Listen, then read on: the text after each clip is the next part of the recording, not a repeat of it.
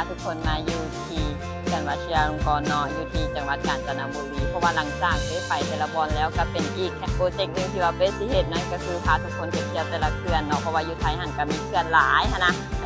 และอันนี้จะเป็นเขื่อนทำอีกที่ว่าเฮาเฮ็ดกันเนาะเขื่อนนี้เนาะเพิ่นว่ามี10 จุดเช็คอินเนาะที่ว่าเฮาต้องไปมาฮอดแล้วต้องไปเบิ่งไปชมให้เห็นกับตาเดี๋ยวเฮาสิพาทุกคนไปเบิ่งกันเลยนี่ก็เป็นจุดแรกเนาะที่ว่าของเขื่อนวชิราลงกรณ์เนาะเพิ่นให้เช็คอินนั่นก็คือจุดสวนเฉลิมพระเกียรติ72 พรรษาบรมราชินีนาถเนาะสำหรับสวนเฉลิมพระเกียรติ72 พรรษาบรมราชินีนาถมันเป็นอีกสถานที่หนึ่งที่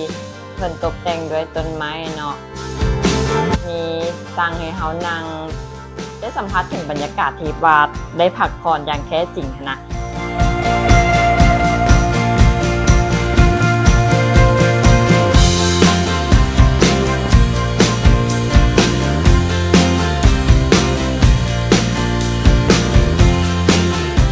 ว่ามันเป็นอีกจุดหนึ่งที่ว่างามเลยแหละ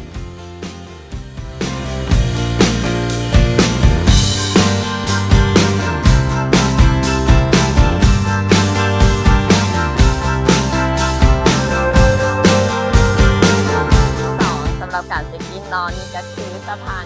ร่วมฤทัยและเบ๊กก็จะไปให้อาหารปลากันเนาะเพราะว่าสถานนี้น่าจะจำลองมาจากสะพานมอญ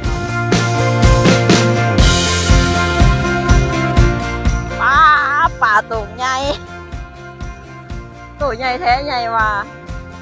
โอ้ยนะมันก็หลาย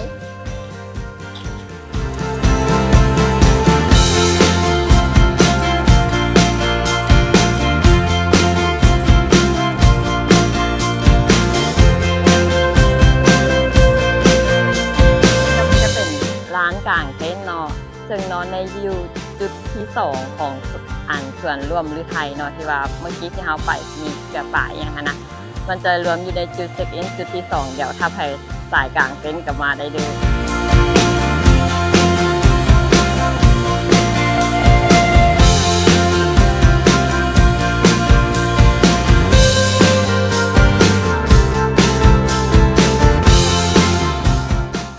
อันนี้น่าจะเป็นบอนขะเจ้า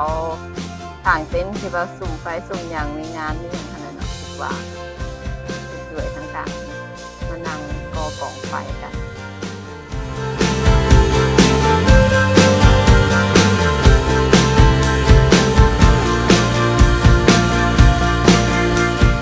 จุดนี้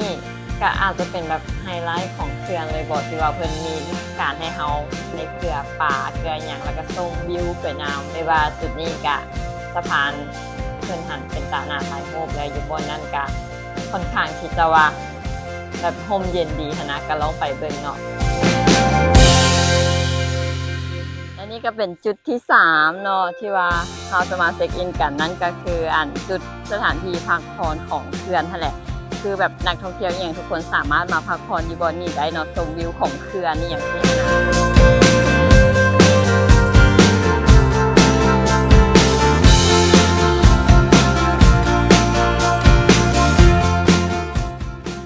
จุดที่3เนาะนั่นก็คือสถานที่พักผ่อนของเขื่อนนั่นเองทุกคนแปลว่าอยู่หันมีบ่อนให้นั่งพักผ่อนชมวิวภูเขาเป็นอีกจุดหนึ่งเนาะที่ว่าเป็นจ๋าไปนั่งผ่อนคลายพักผ่อนลองไปเบิ่งเด้อ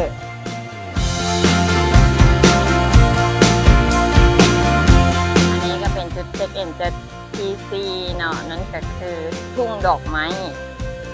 เขื่อนวชิราลงกรณ์เนาะก็อันนี้คือเปมาบ่ถึงหน้ามันก็คือเพิ่นกำลังปลูกอยู่น่าจะแม่นช่วงเดือนช่วงท้ายปีเก่าต้นรับปีใหม่ดอกไม้มันจะบาน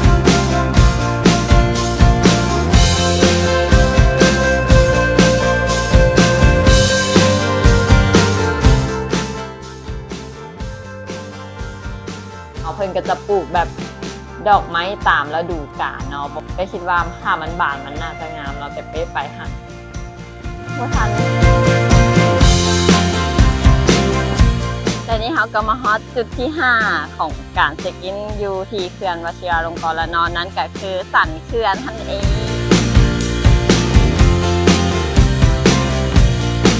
อ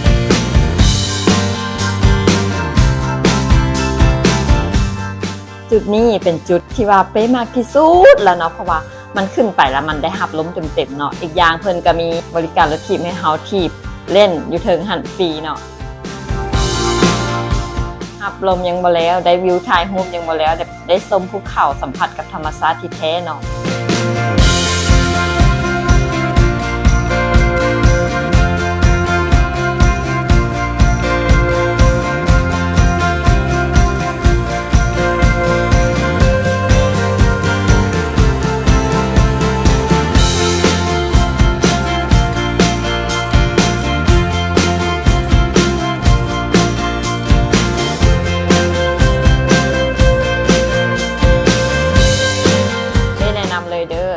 ถ้าไผ่ได้ไปเขื่อนวชิราลงกรณ์อย่าลืมขึ้นไปทายอยู่สันเขื่อนเด้อทุกคน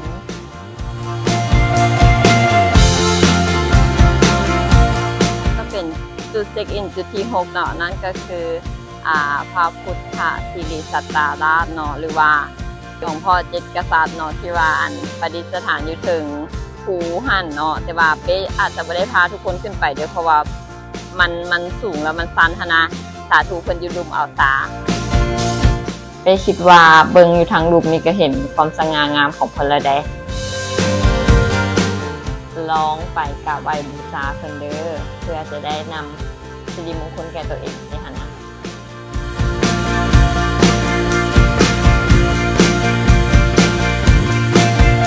อันนี้ก็จะเป็นสถานที่เช็คอินจุดที่7และก็จุดที่8เนาะเป็นงานเขาแลนด์รีสอร์ทเนาะแล้วก็เป็นร้านกาแฟน้ำเนาะก็จะอยู่บนเดียวกันนี่แหละ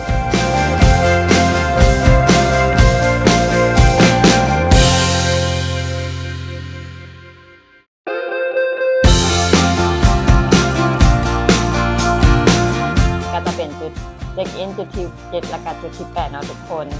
ลองไปซิมอาหารและก็กาแฟกันเบิ่งเด้อจุดที่9เนาะทุกคนนั่นก็คือเขาแหลมสกายวอล์กเป็นมากบรรยากาศอยู่หันเนาะเพราะว่ามันถ่ายรูปแล้วมันได้เห็นวิวภูเขานำแล้วก็มีอันสกายวอล์กให้เขาได้ถ่ายรูปเช็คอินนี่อย่างสินะงามดี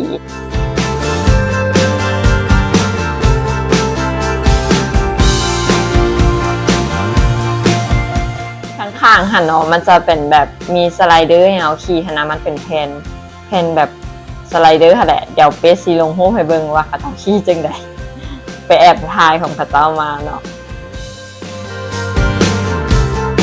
มีร้านเคฟแซ่บร้านนึงเนาะอยู่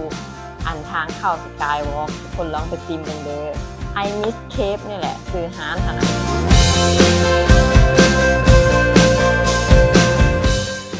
อันนี้ก็จะเป็นจุดที่10ที่ว่าพวกเราเช็คอินเนาะนั่นก็คือเส้นทางรถถีบนั่นแหละที่ว่าจะมีระยะทางอยู่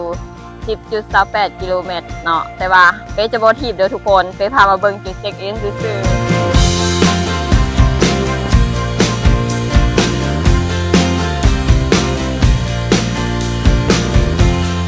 ทางไหนข้าเจ้าก็ยังมีอีกเนาะข้าเจ้ามีสนามกอล์ฟอยู่ในเขื่อนเลยพวกเจ้าหักขนาด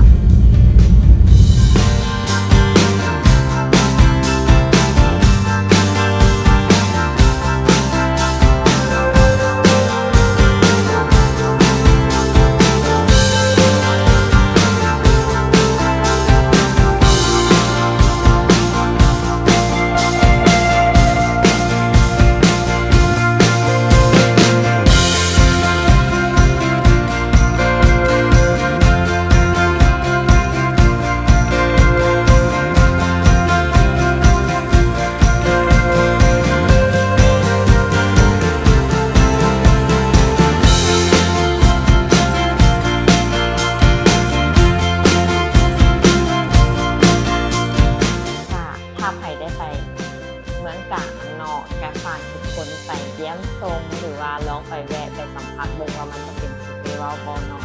สำหรับตัวเองเป๊คิดว่ามันงามหลักเป็นอีกเขื่อนนึงที่ว่างามที่สุดแหละลองไปเบิ่งเด้อ